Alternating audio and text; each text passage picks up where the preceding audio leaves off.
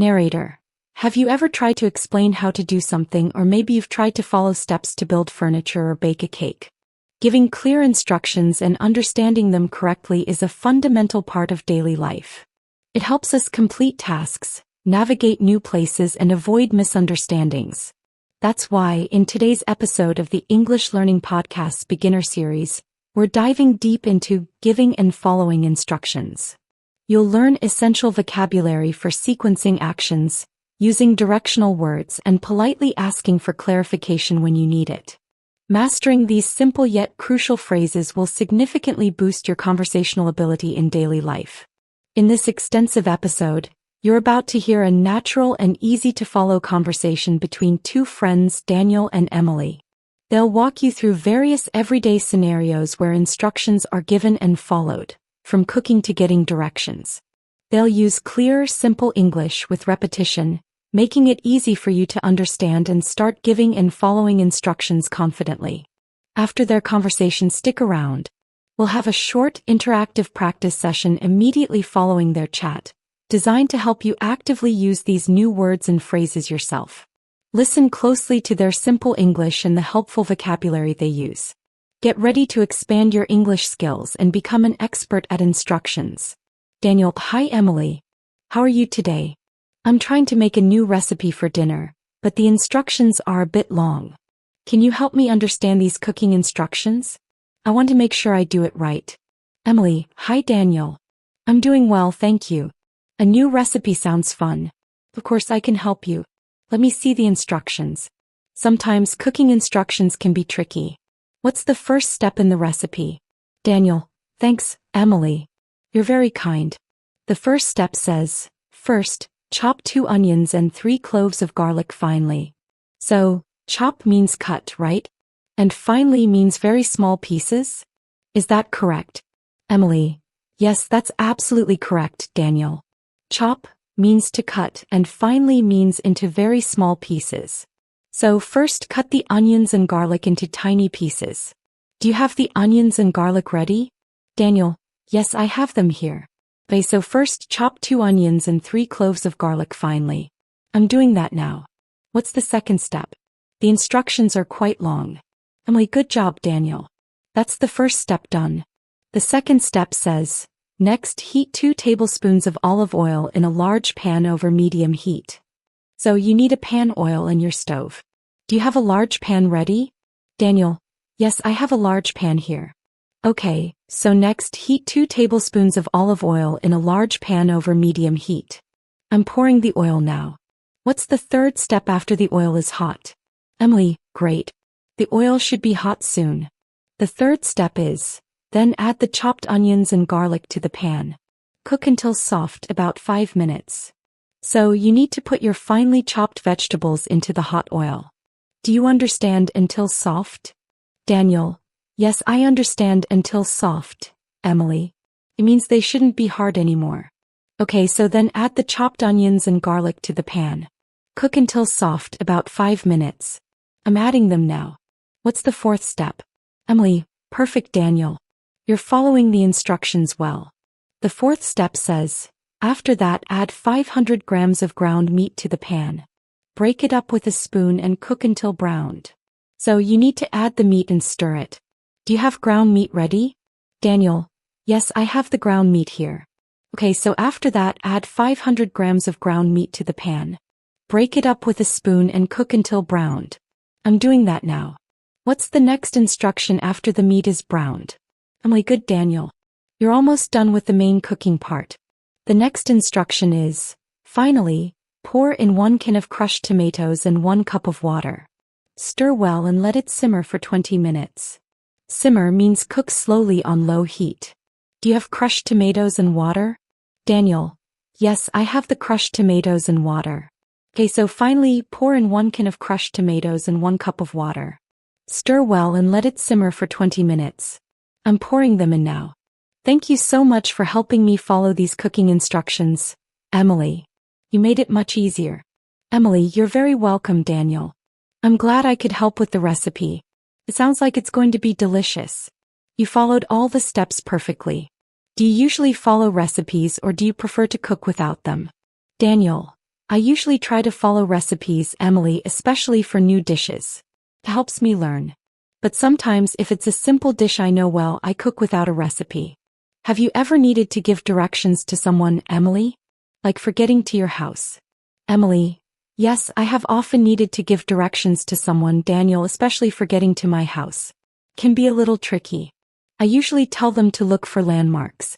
What do you usually do when you need to give directions to someone? Daniel: when I need to give directions, Emily, I try to make them very clear and step by step. I usually start by saying, first, go straight ahead, or first turn left. Then I say, next. Or after that. I try to include street names and landmarks. Do you use street names when you give directions? Emily: yes, using street names is very helpful, Daniel. I always include them. For example, I might say, go straight on Main Street for 2 blocks. Then turn right onto Elm Avenue. I also try to say, you will see a big park on your left. That helps people know they are on the right way.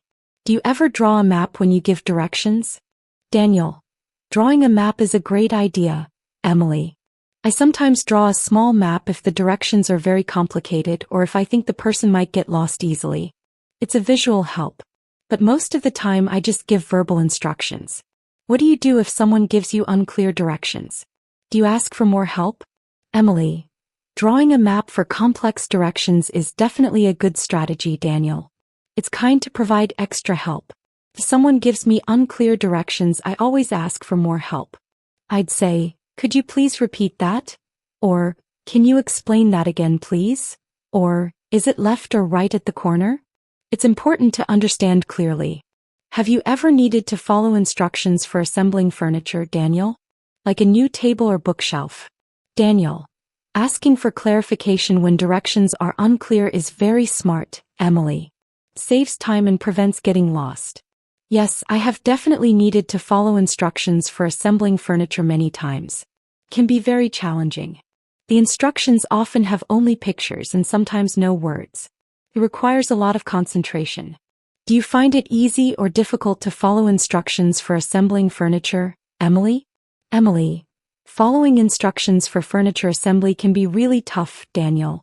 Especially with only pictures. I find it quite difficult to follow instructions for assembling furniture. Sometimes I put a piece in the wrong way and then I have to take it all apart and start again. I usually ask my brother for help if it's too complicated.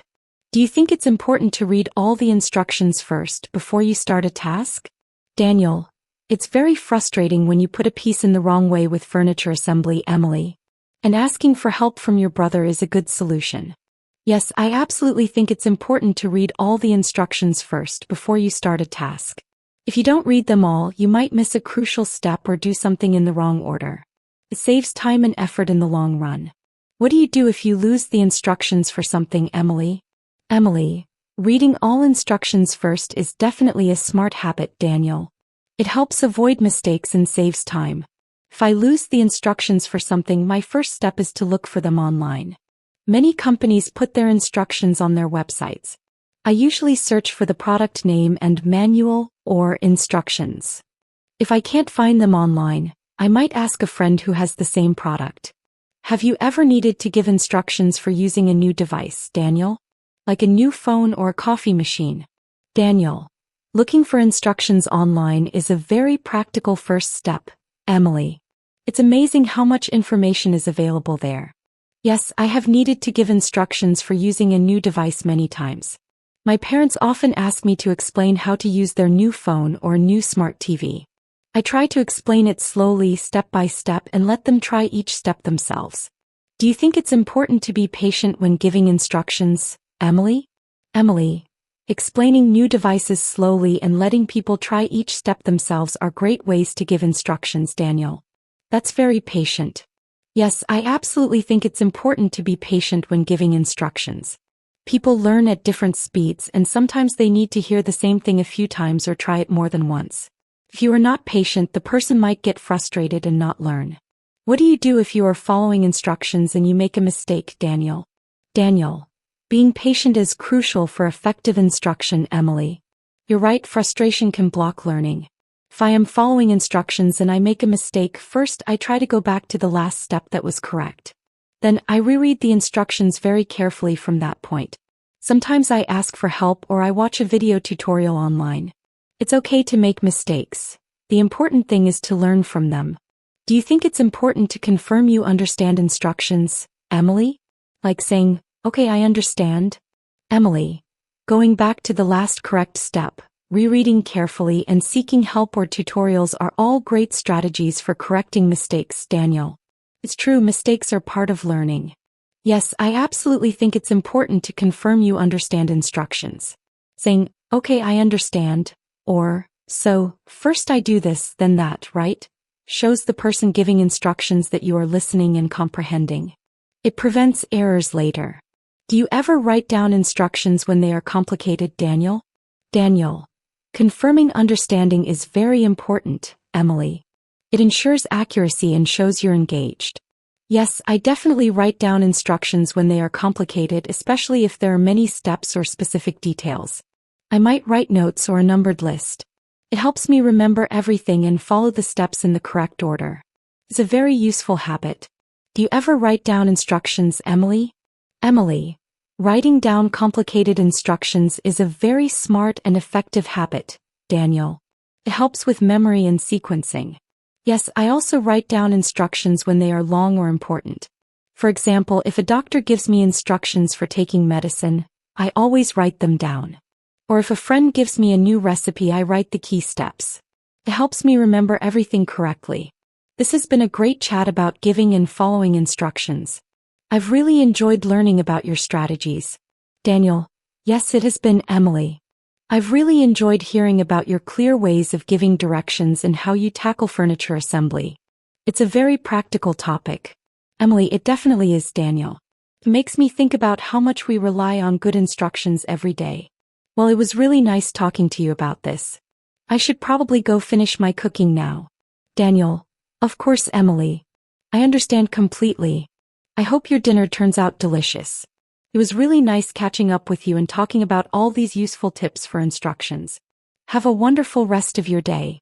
Emily, you too, Daniel. See you around soon. Daniel. See you, Emily. Practice session. Your turn to speak. Narrator.